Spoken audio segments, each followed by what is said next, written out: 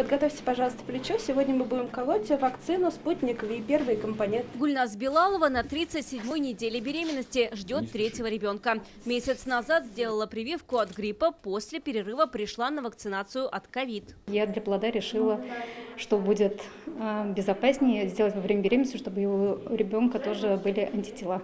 У меня сестра родила, 4 месяца, она кормит, сделала вакцину, все нормально, все хорошо. Азиза Гайнуллина привилась от коронавируса полгода назад, а через месяц забеременела. Теперь не переживает ни за себя, ни за малыша. Не боюсь уже появляться в обществе, на людях, заразиться, так скажем, но все равно оберегаю себя, то есть маска постоянно должна быть при мне. Анжелика Матвейчева только планирует беременность и уже прошла вакцинацию. Привились вместе с мужем. Мы с супругом планируем беременность, решили сократить все возможные риски в связи с тем, что сейчас эпидемиологическая ситуация очень сложная.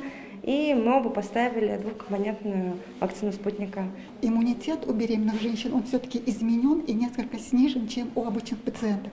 И для беременных и кормящих матерей это высокая значимость. Поэтому мы рекомендуем и беременным, и кормящим по последним нормативным документам вакцинироваться от коронавирусной инфекции. Из противопоказаний к вакцинации – аллергические реакции, ряд хронических заболеваний и инфекционные болезни в острой стадии. Перед вакцинацией все беременные проходят осмотр врача-акушера-гинеколога, врача-терапевта, и в зависимости от показателей отсутствия противопоказаний проводится вакцинация. Только в этой женской консультации привились почти 70% всех пациенток, у которых срок беременности больше 22 недель.